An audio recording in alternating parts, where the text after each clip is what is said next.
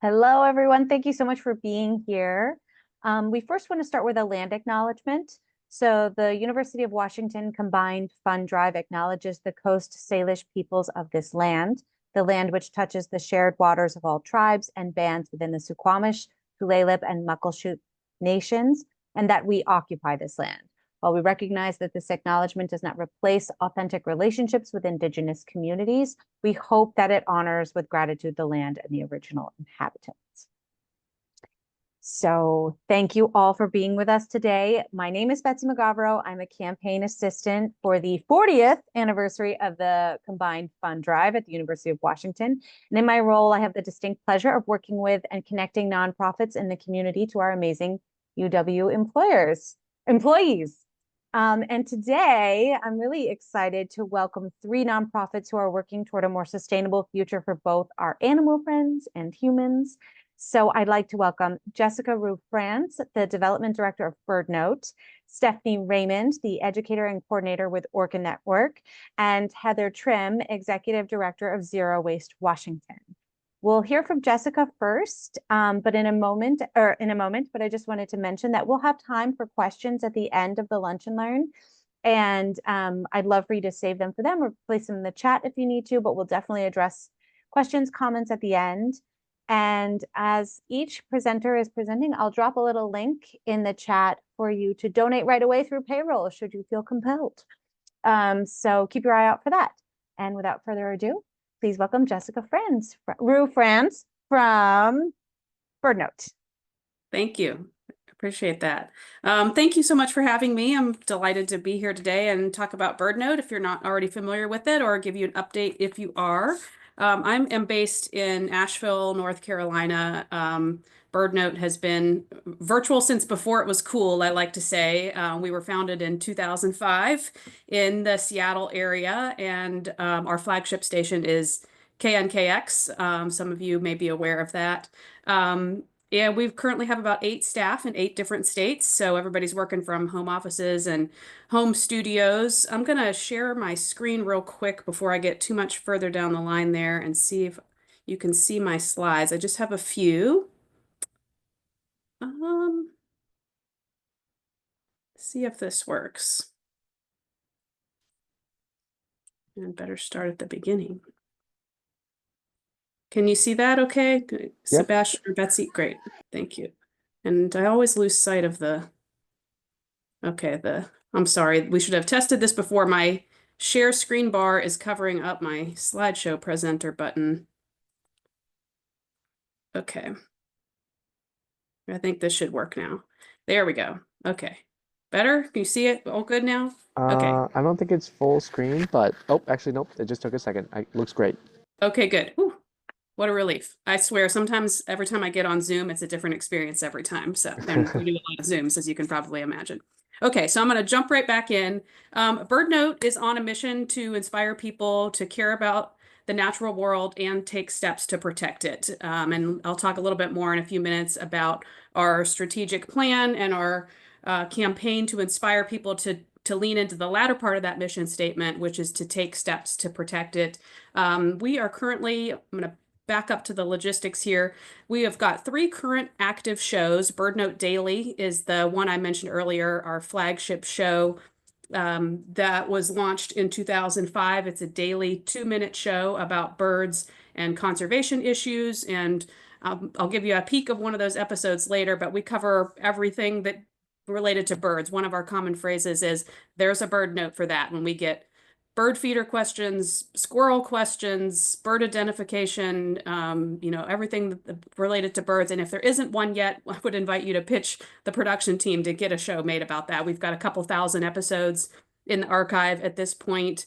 And during any given month, you would hear probably an average about 14 new shows that were made for that month. And then we intersperse archival shows from the archive to build that out for the month. Our other show is Bring Birds Back, which is mostly in podcast form. You can find that on the website or in your podcast app of choice.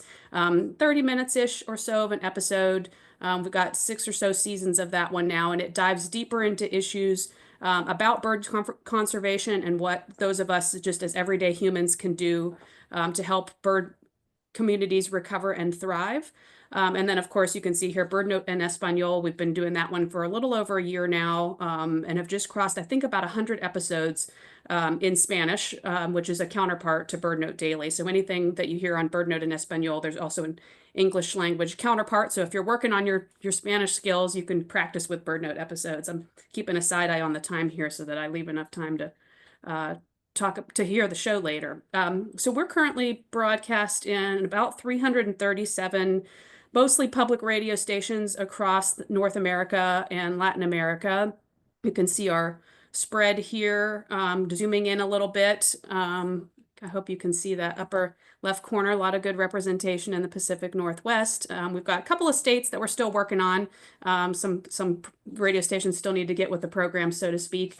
But all of this to say that we estimate about 8.5 million people are hearing BirdNote on a weekly basis. So about 8 million of those via their radio station, and then about another 500,000 listening to the podcasts. And I should also mention BirdNote Daily, the 2-minute show, is also available as a podcast, of course. So if there is not a radio station, or if you miss it, you can always find it on your app, your podcast app of choice. So we like to say that there are two kinds of people that we meet: those who are in love with BirdNote, and those who haven't met BirdNote yet. And one of the most common things that we hear when we tell somebody that we work for BirdNote or what BirdNote does is, "Oh my gosh, I love BirdNote." It's almost verbatim. So I hope that some of you, when you saw the description for today's session, saw BirdNote and thought in your mind, or maybe said out loud, "Oh my gosh, I love BirdNote." So I'm going to go ahead and play an episode real quick. It's 1 minute and 45 seconds. I'm going to have to switch around a little bit here because I could not figure out how to get it embedded in the slideshow, but I do have the file downloaded to my device. So I'm going to try to play this, and y'all let me know if you can hear it or not. I should start with BirdNote's theme music.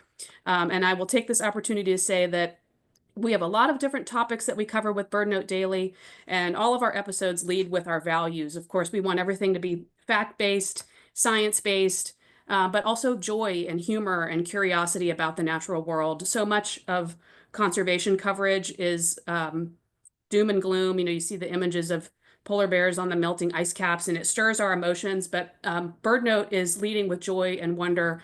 And as I mentioned earlier, with our mission statement and our vision, is that what we believe that when we care about something, we want to take steps to protect it. So we're really at the forefront of inspiring people to admire and care about the natural world, get that spark of love and joy inspired. So we get to use humor a lot in some of the episodes that we make. And this is one that fits squarely in that category.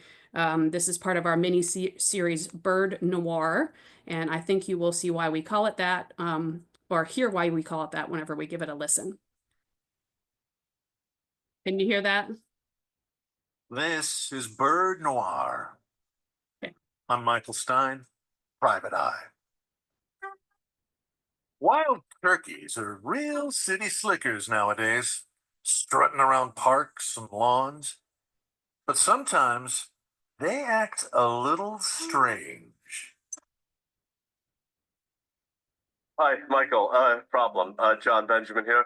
This turkey, he won't leave my car alone. Your car? Yeah, I just chased him off. A big male tom turkey showing off his tail feathers. He was tapping his beak on the car for hours. Ouch. Oh my God, hold on, he's back. He's circling the house and staring in all the windows. Is this turkey hunting me, Michael? Probably not. What do you think the Tom sees in your windows? My terrified face? He sees his own reflection. Wild turkeys are breeding, and the Toms are looking out for rival males. His mirror images on the shiny car in the windows look like another turkey. You're kidding. Is there anything I can do? Sure. Just cover up your car and coat your home's windows with some soapy water to make them less reflective. That way your car stays safe and the turkey stays focused on courting. My favorite cases are the ones that end well for both the people and the birds. I'm Michael Stein, Private Eye. Michael, he got in the car. He's driving my car away. The turkey just stole my car.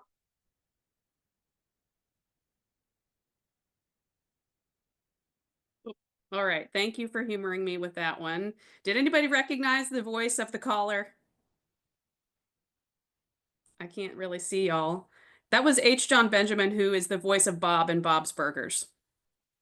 So he's a bird fanatic and a good friend of BirdNote. So we were fortunate to have him on that episode there.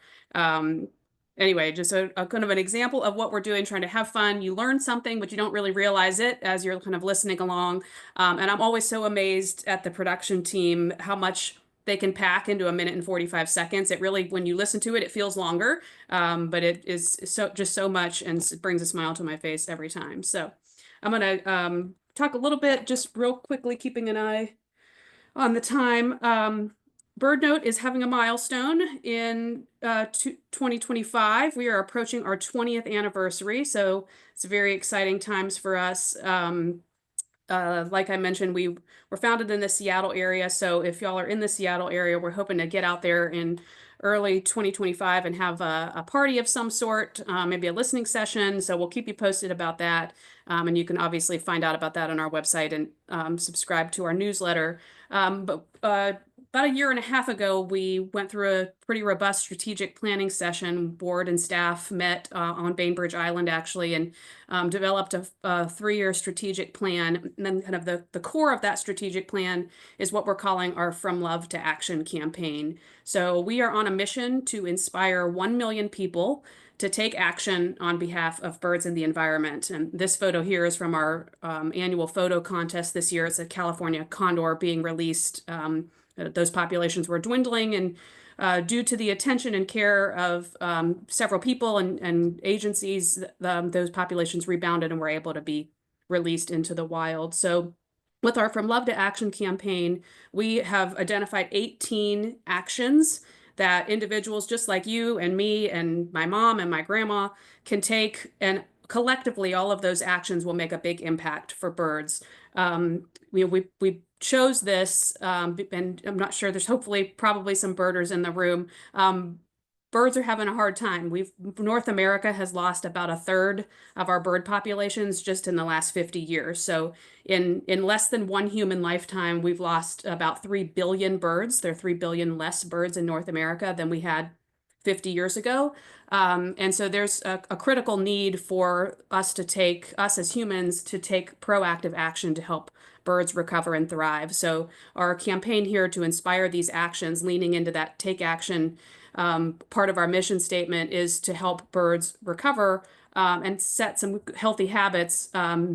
There's a bird species, the Kirtland's warbler, that I was reading about recently, and it was recently delisted from the endangered species list. And you would think that's great. Okay, now we don't have to worry about the Kirtland's warbler anymore. But that's actually not the case, because getting delisted often means that federal funding and those groups that are working on behalf of that species and the habitat that it needs to survive, those support networks go away. So it actually requires continued proactive support in order to maintain those healthier population levels. So you can go to birdnote.org, and again, I'll have to drop some links in the chat after I stop screen sharing, and find that list. Just wrote at the top of our website there's a list of actions that we recommend. There are things like switching to bird-friendly coffee, keeping cats indoors more frequently. Cats are big predators of birds. They, good hunters, but that takes its toll on the populations. Using window deterrents to mitigate window collisions, all sorts of things that you can do regardless of accessibility, geographic location, income. We pick these things that can be very accessible and inclusive and impactful over time. That the power of collective action really adds up. So I hope that you will go check it out and be a part of that. There's a little survey there that we ask people to take, to just going to report back to us what things that you have done, and hopefully in another year or two, when we reach the end of this time period, we'll be able to report to everyone the big impact that BirdNote has had trying to get people to take action. So last thing before I adjourn from my little part here, so I want to invite you to a party online that we're having next week. So we're calling this Your Favorite Birder or a Bird. Some of you might know the name Amy Tan. She's an acclaimed author, has a nice backyard birder book out recently, and she will be joined by Christian Cooper, who is the acclaimed birder and host of National Geographic Extraordinary Birder is the name of that show. They're actually friends in real life, and in the virtual event, they will be challenged to impersonate bird calls, and then us as the audience will have to guess, is this Amy Tan impersonating an Anna's hummingbird, or is this actually an Anna's hummingbird? That sort of thing. So I had the privilege of listening to the practice round that they did, and they were recording some things that will be a future BirdNote Daily episode, and they are such a hoot. I was in tears at some point, just cracking up at the two of them and the dynamic and the jokes, and just in some cases some really bad bird calls. Don't tell them that I said that, but anyway, it is going to be a lot of fun. It's also a fundraiser for BirdNote. There's a pretty robust virtual auction component, so go online and check out the items. Some of them are already open for bidding. There's bird walks, there's cruise and world travel, also a lot of art, a lot of books, and some online experiences as well. You can like adopt a raptor and things like this. So please do check it out. I hope you'll join, and you can register at birdnote.org. The event is free to attend, by the way. So just, an hour, maybe 90 minutes of some good laughs and some bird fun. So I hope that we will see you there for that. And on that note, I am gonna stop my share and pass it on to the next presenter. And thank you again for the opportunity to address the group and everything that you're doing in your work as well. Thank you, Jessica. This is so exciting. Okay, next we'll have Stephanie Raymond from Orchid Network. All right, thank you. Thank you, Betsy, for the invitation, and thank you all for spending your lunch hour here. So I am the program manager for Orchid Network, and we have existed in some form or another since 1996. We officially became a 501c3 in 2002, with a mission to connect people with the whales of the Pacific Northwest, in particular, the endangered southern resident killer whales who have been visiting recently. I don't know if anyone's been lucky enough to be able to see any of them. So hopefully you have. And to raise awareness about their need for a healthy habitat. So we do this work through a number of programs. Probably the most popular, well-known one is our Whale Sighting Network, which provides sighting information to help the public view whales from public shoreline access points.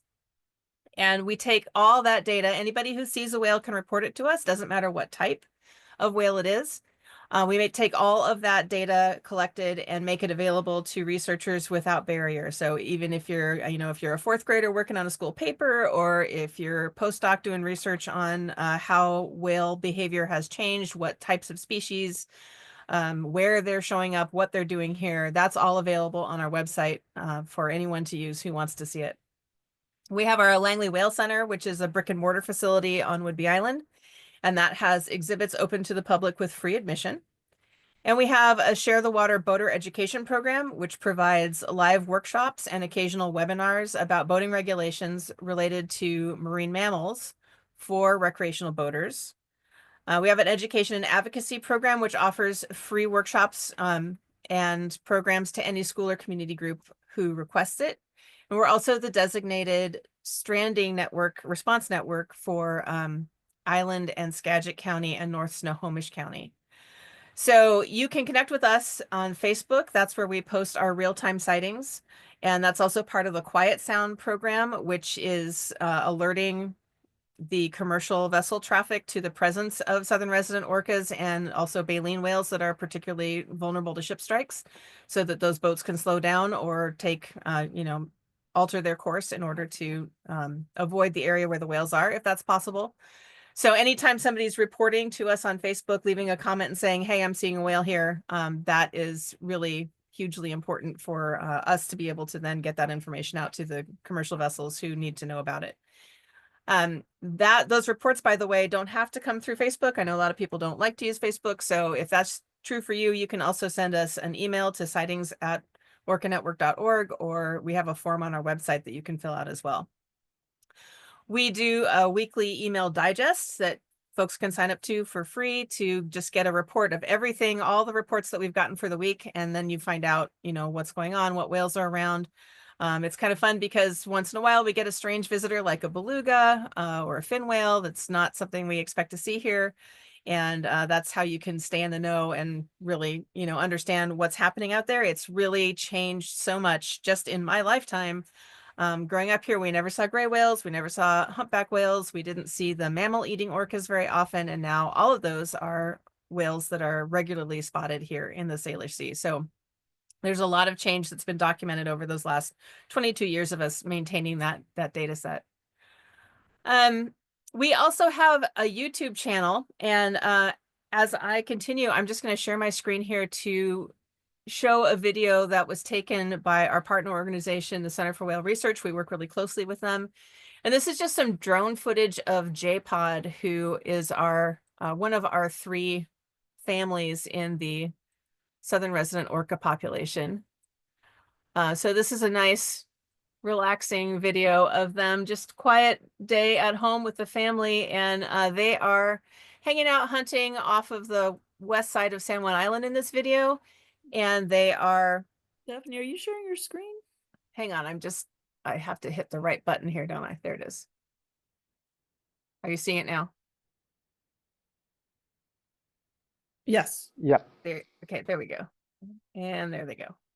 So there's no sound, it's just the just them working. So what you're going to see, and if you watch closely, you might see some prey sharing happening. So the work we do is, I feel that it's significant because for the southern resident population, there's only 72 of these animals left. This is a unique genetic and social population. It's also one of the most studied marine mammal populations in the world. And one of the things that we're seeing in this video is older females helping younger whales learning how to hunt, and in fact sharing prey with them, even though they're not closely related. This is one thing about this population that we've observed, is that they don't have to be sort of in the same immediate genetic family group to engage in this altruistic sharing behavior. And this is one of the ways I think that these animals really captivate us. They really bring us into a heart connection, because there's so much about them that is so similar to us. And yet at the same time, they're so different from us that there's a lot of, people really, really relate to them. I saw an article last week about a woman who had lost a pregnancy right about the time that J35 Tahlequah had lost her baby. And you may remember in the news a few years ago that she carried that baby with her for 17 days. And that was just such a compelling thing for people. People could really relate to that degree of grief that whale was sharing. And this article that I saw was not the only time that I've heard women talk about how they felt a real connection having lost a pregnancy with how Tahlequah responded, and also how she was supported by the rest of her family. So these animals are so closely socially connected. And it really is an amazing thing to witness as we, being social creatures ourselves, see this other sort of parallel society happening right here in our own waters. These whales rely almost exclusively on salmon, Chinook salmon in particular. And Chinook salmon are also endangered throughout the Pacific Northwest. So if we can recover this population, that means that we have also recovered an ecoregion that supports healthy Chinook salmon populations. And that is going to benefit everyone. It's not just a benefit to animals and plants. It's a benefit to human populations across the board. It means reduced pollution. It means increased tree cover. It means clean water for everyone. It's also a huge social justice issue. The lack of salmon and the way that salmon passage has been obstructed. This is a huge social justice issue for indigenous communities who rely on salmon as well. So if it's good for whales, it's good for people. And that heart connection of the charismatic megafauna of the southern resident orcas is one of the ways that we are able to connect people to that and help them understand what actions they can take. Very much like what you were saying, Jessica, about making that connection, finding that thing that you love, finding the joy in it, so that you can get past the gloom and doom of so much of the environmental news that we hear, and know that you're helping. We know each of these animals individually. We know their families. We know their stories, so people can really connect to them on a level that it's much like your own friends and family. You can understand them in that way, and that makes you want to do something to help them, and helping them in turn helps our entire ecosystem here. So That's just a real quick overview of what we do and some nice orca video for you there. And again, thank you so much for asking me to join you today. Let me Thank you, Stephanie. Yeah, share. I love this orca paparazzi. It's like so good. It's awesome. I nerd out on that. Okay, next and finally, we have Heather Trim from Zero Waste Washington. Welcome, Heather. Hey, thank you so much. Whoops. Thank you so much for including me today. I'm going to turn off my video because I'm having a little bit of internet thing, so I can share my screen, and I'll come back on when we do Q&A.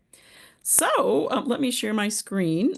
Very, very happy to be here today. And why is the item that I'm trying to show not showing? Hang on one sec. That is weird. I had it here. Okay, let's try again. And I used to work with Stephanie, so it's really fun to go right after Stephanie. So Zoom has changed their, okay, here we go. Format here for this. All right.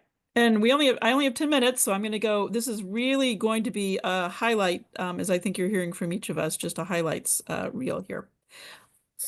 So Zero Waste Washington is a statewide nonprofit.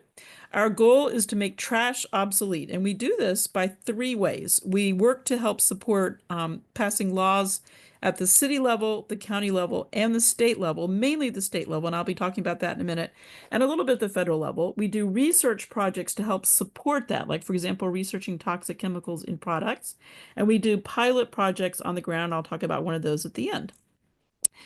Zero waste is a very large topic. People think, it's about recycling. It is way beyond recycling. It includes toxic chemicals in the products. It includes plastic pollution. It includes doing reuse. Let's reduce the waste in the first place. And then if you look at the top left-hand corner, it's also about producer responsibility, where the producers or the brands and manufacturers take responsibility for the end of life of their products. In this case, you can see cell phones, and this is the e-waste law, which was the first such law passed in Washington State, the best in the country at the time for e-waste back in 2005. So we are very lucky in our world that we have a clear metric for success. And that is because the Washington State Department of Ecology every 5 years publishes a very, very high quality waste characterization study that looks at what's going to the landfill and our one incinerator in Spokane in every season and across all sectors and across the state. So it's very detailed. And here is one of the graphs from that. And you can see the load. This is not recycling and this is not composting. This is just what's going to the landfill or to that one incinerator. And you can see that the largest component is organic material. And we've been working on organic bills. That's yard and food waste. And then then you can see packaging is the top one. It's the third highest by weight, but if you go to a landfill, all you see is plastic. You see plastic packaging everywhere. So it is actually the largest amount of stuff by count. So to address, I'm just going to give you a highlight of some of the bills that are recent bills that have kicked in lately that I thought would excite you. We have many, many bills I could talk about, but these are just some highlight ones. This is a bill that was passed into law by Senator Mona Das, was the leader of that. And it bans styrofoam food containers, styrofoam recreational coolers, and packing peanuts.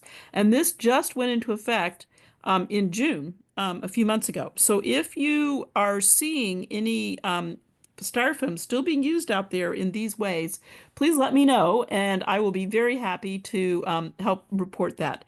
Because these should be gone from our state at this point. We wanted to ban styrofoam rigid packaging, like what you get around, say, a new TV or a laptop, and we were unsuccessful in doing that.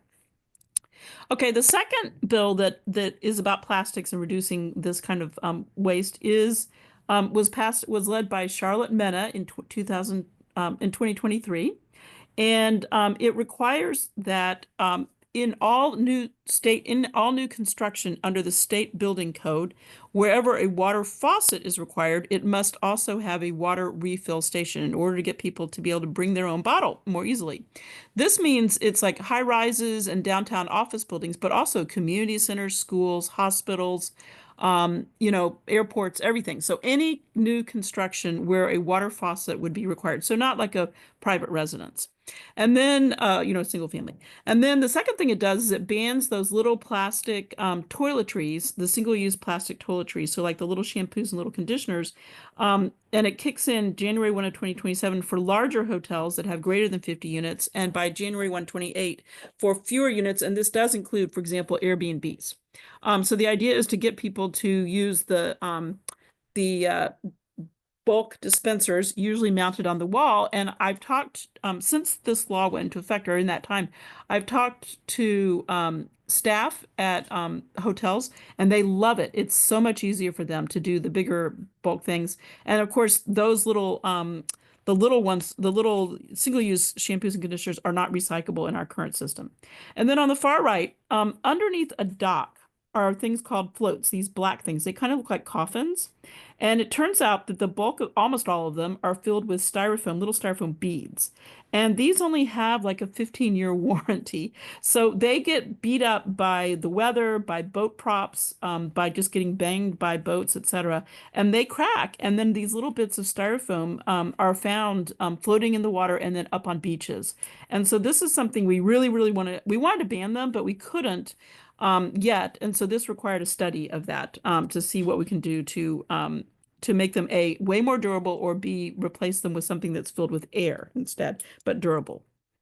So then the other bill that I want to talk about is a big bill that we have. This will be year 5. It's being led by Rep. Liz Berry on the right. She's from the Seattle area. And then Liz Lovett on the left, who is from the Bellingham area. And this is a big systems changing bill that would revamp our recycling system in Washington, modernize it. And it's a systems changing bill, so it's been very difficult to get it passed. Like I said, we're in year 5 coming up. Just getting back to this before, I just want to reiterate that packaging is a very large load of what's going to the landfill. And these are things that could mostly be recycled, especially if they were easier to recycle materials. So in Washington State, this is showing it's the recovery rate, but it's essentially the recycling rate. We were leaders in the US for many, many years, and we peaked at 56.6% for the consumer items, the things that residents are using in 2011. And we've been on a downward trend ever since. And we need to get this graph pulled out a little bit further.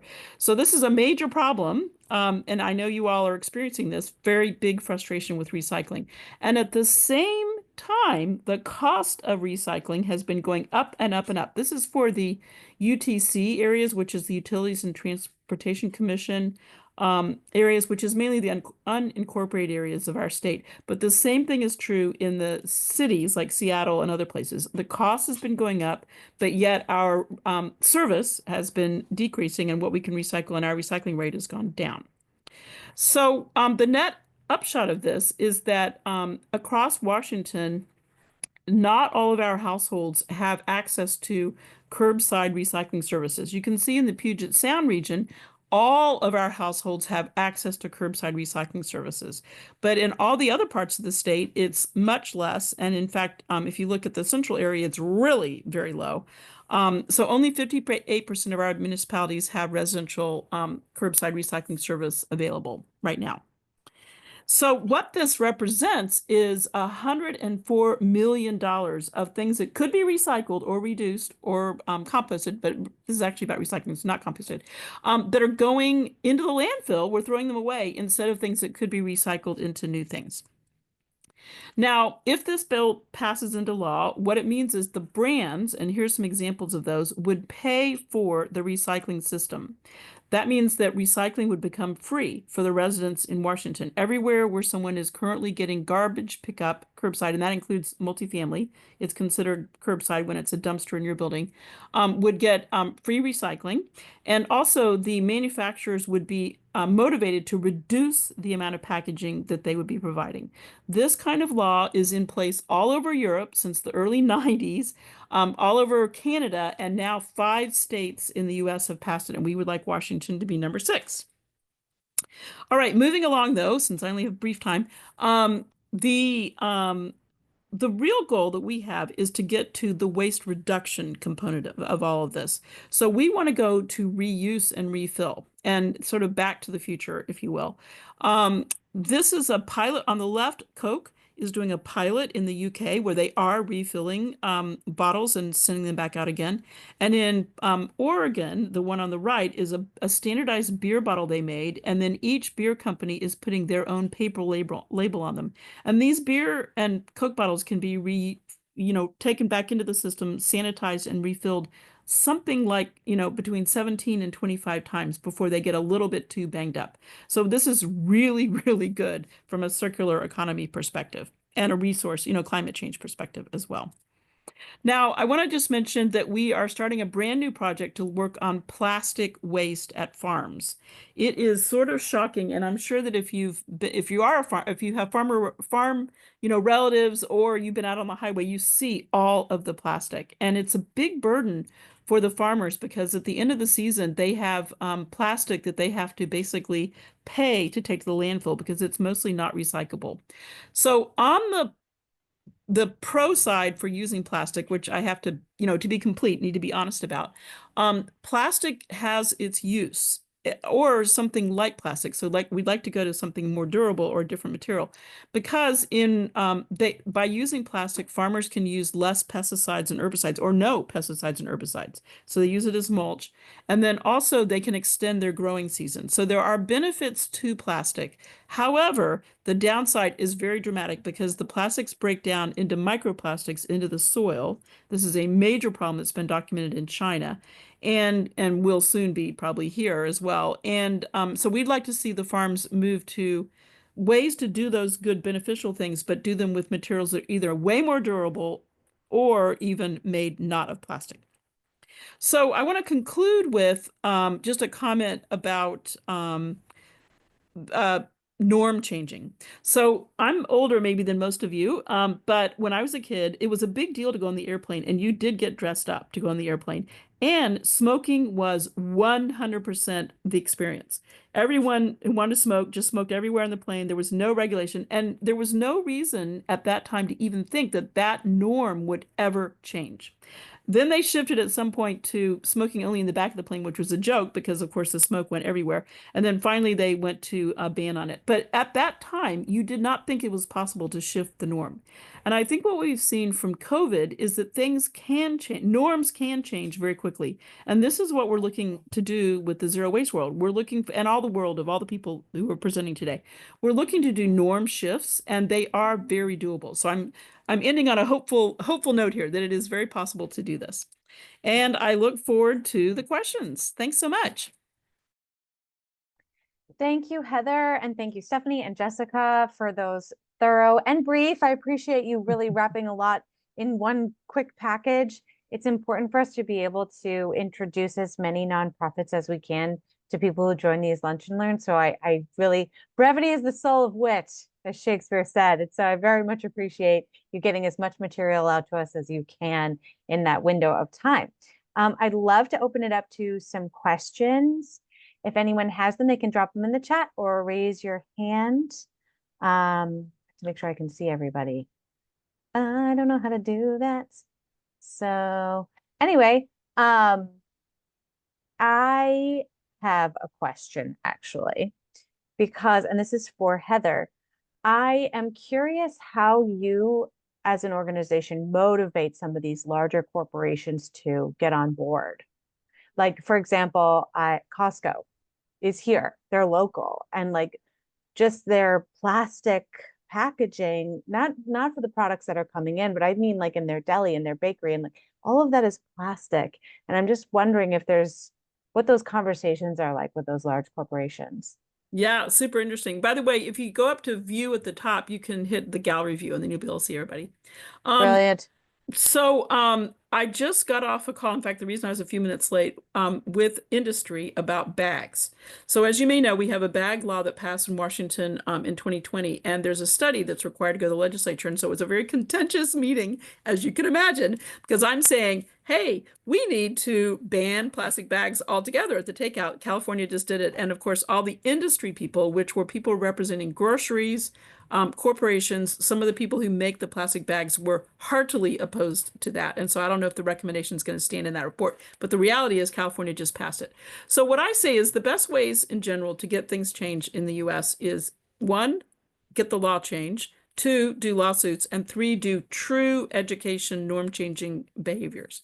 Those are the strongest ways, because the reality is that the industry will not do things until you make them do it, unless, oh, I'm sorry, I forgot one other thing, marketing campaigns, unless they feel the pressure, and they are very sensitive to their customers. And if they start hearing, seeing letters and media attention, that kind of thing about an issue, they will react. If they, to some degree. And this is what happened with the beauty care industry. They started taking toxic chemicals out of their products 15 years ago when we were doing a beauty product thing, back when I worked with Stephanie, by the way. And it only took a few letters and a little bit of bad media. They're so sensitive to their brand image. However, the reality is they didn't take them all out, and it took Washington State passing, and now California, a law that banned toxic chemicals in personal care products to actually get them really out. So it's a process. And I hate to say it, industry really in general is they're sensitive to their bottom line, and these things that we're asking them to do are going to cost them some money usually, but not always. So long answer. Sorry about that. I'll stop. No, I appreciate that. Jolynn, you have your hand up.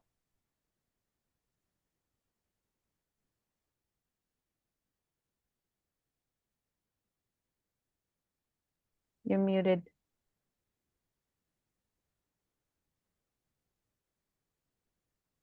You're still muted.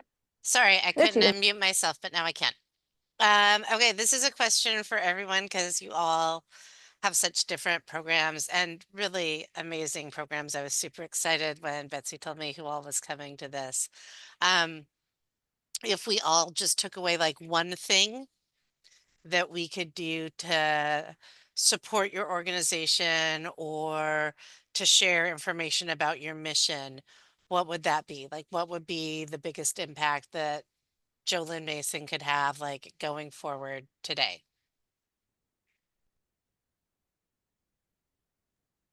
It's an all play, so. I can go first. I would suggest, like, in terms of doing something, subscribing to BirdNote's newsletter is a really good place to start. It comes out every Friday, and you get a sneak peek of the coming week's shows, and then it also has all the information about other things that are coming up. We do a lot of virtual events, like the one I mentioned. We did a bird-friendly coffee tasting this summer that was a really big hit, so coffee nerds out there, find that on our website too. But it's a good place to start and stay connected with BirdNote, learn about what we're doing, learn about other ways to support it.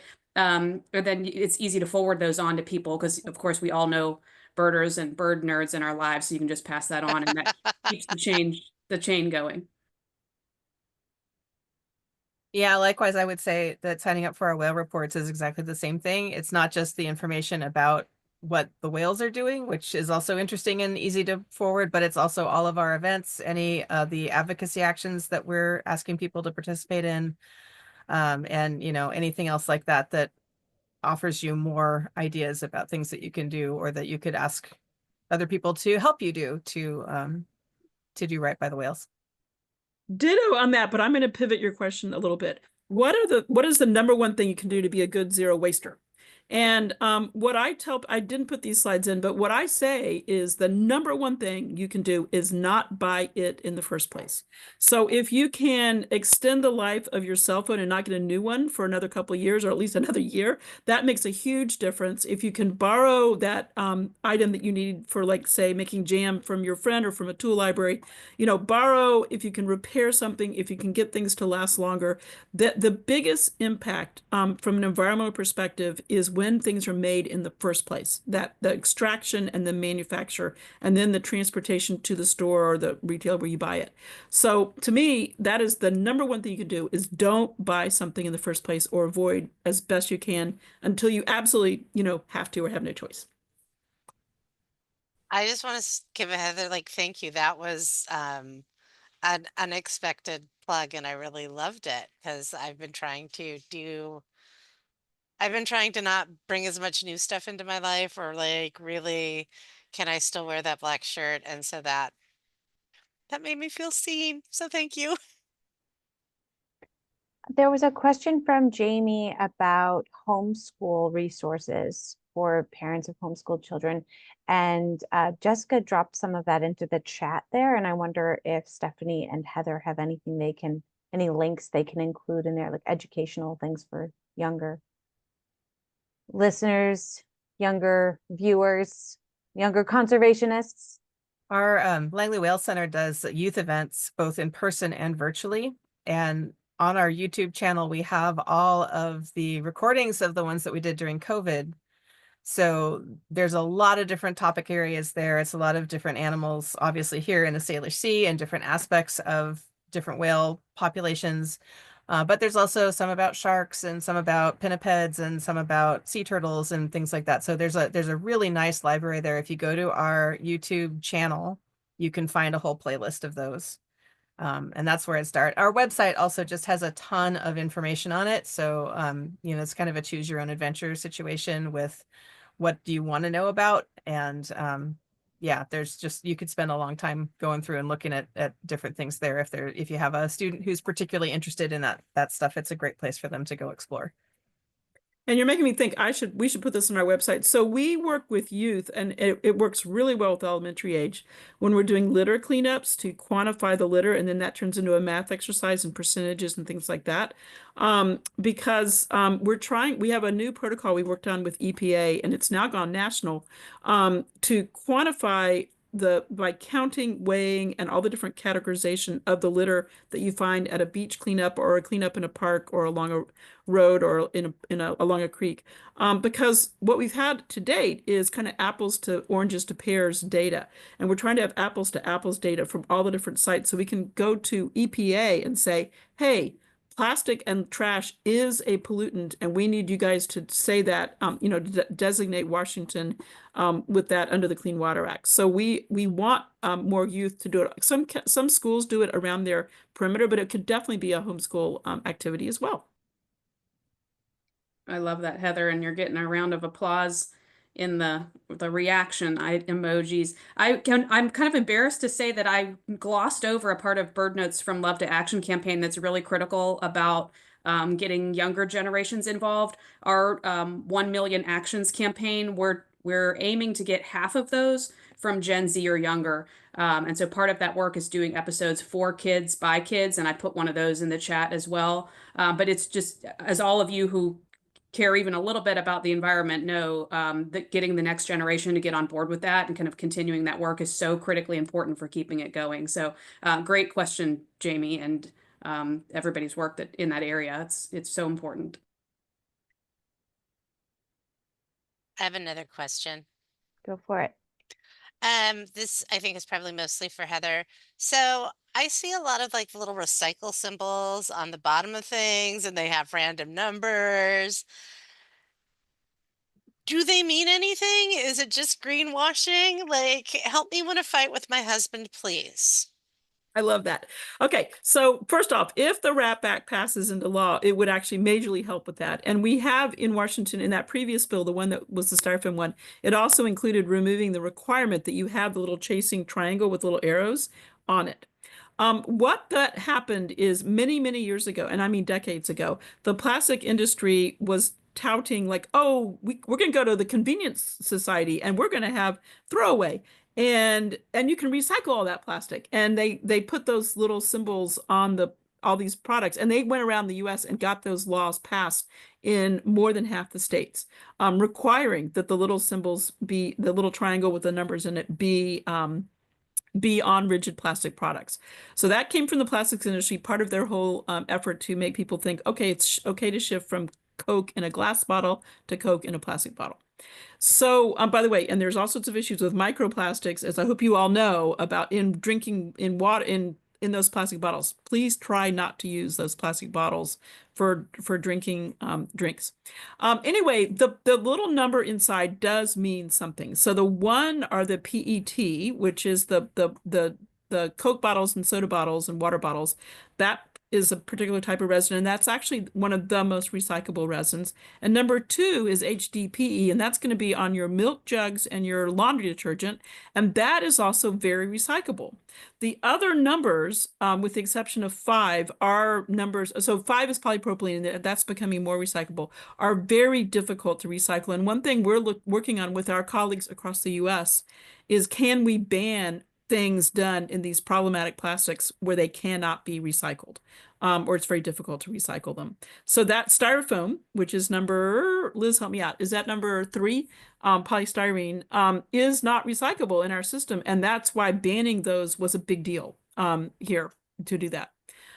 So yes, they mean something, but they confuse consumers, and in fact, we would like to have something way better on products that actually tell you really what you can do with it. As a consumer, I would appreciate that, but you also just helped me win an argument with my Okay. husband, so thank You're you. welcome. I hope that you're all seeing the chat too, because there are some great resources being dropped in by our very own Huskies. I'm really interested in this Minecraft thing, Cody, because my son plays Minecraft and I'm writing that down right now. Thank you. So do we have other questions? I think Sarah, you had a question, or Annie from the room. Yep. Hi there. Yeah, I had a question. This is a question about norm changing and in younger generations. So I'll just start with a quick story, which is I just helped with a fundraiser at my child's school. And, in an institutional setting, I mean, it's like we're all coming together, we're doing great things, we're raising money for our school. And the amount of waste that I see there, and then also in a daily basis, with school lunches, a lot of throwing away. I'm just kind of curious about how we as PTSA members, community members can help change the norms about how we're serving our students, because this is what they're seeing in their classroom and everything. I know that's a big one. Oh my God, music to my ears. Okay, first off, let me just say, Liz, who's on here with UW, I think, Liz, you're now head of the UW Recycling, is awesome. So you, UW, have been leading the nation. You guys have done innovative things that are now being copied by other universities, and you also are helping lead Seattle and the region with the cool things you're doing. And Liz, by the way, just don't turn red, Liz, but she is like the leader and is really making it happen. So there's one education thing that I have to just absolutely plug. 2 is we have a work group that is just for schools, and if you'd like to join it, it is for parents it's for parents as well as school staff, like nutrition staff and solid waste people from cities. We are working really hard to try to get the plastic and the single-use stuff out of the cafeterias in the schools. And we just got a grant from King County to do milk dispensers to provide for free milk dispensers, and then have cups instead of those cartons in King County, except for Seattle. So the schools outside of Seattle, in King County, we have money till December 2025. So if you have a school that your kids are at and you're interested in talking to us, I will put my email in the chat, because we would love to have your school be shifting from those milk cartons to the dispensers. And by the way, the kids like the milk a lot better when it's coming out of a dispenser. So yes, there is a lot of hope. Yeah. I just want to add that one thing that's been a wonderful holdover from COVID is that the school that my child attends has continued to make lunch free and available for all students. And the cafeteria workers are doing amazing work, doing lots of diverse menu choices. And I really love to see my kid eat at school. So thinking about tastier milk and tastier food options, that's great. I will follow up. Great.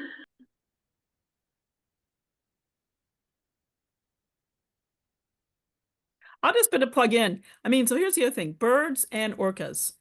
These are the iconic species. So that's why it's great that we're all three paired up that make people want to become environmentalists and stewards of their environment and then want to do things like recycling and reducing waste. So these three topics, which may seem disparate, in fact, are very, very connected. And of course, are all being impacted by climate change in a dramatically bad way.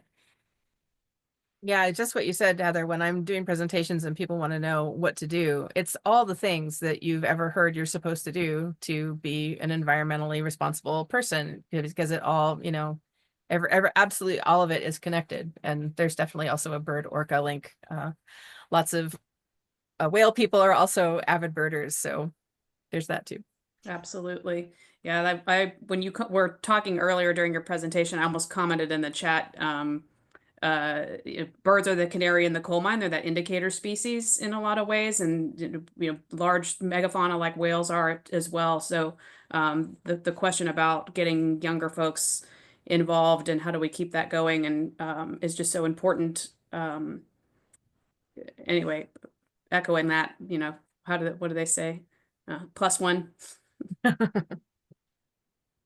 Well, thank you all so much. We have just a few minutes left, and I just want to take a second to acknowledge that, in these days when the things feel big and unknown and we're up in our headspace, having you present to us tangible ways that we can make a difference really helps settle the mind and bring us down into our bodies and go, I can go out and I can take care of something. I can pick up trash. I can think about what my impact is just in my little tiny bubble of my life. And I can control that. And that's really empowering for us as an audience. So I really appreciate you being here today with us and taking our minds into our hands and how important that is for all of us. So thank you so much. Thank you, Betsy. Thank you all for attending. Great to see you, Heather. Yeah, I know. All right. Thank you all so much. I think we can wrap it up a minute or two early. And now we all have jobs to do. Bye-bye. Thank you all. Thank you. Take care, everybody.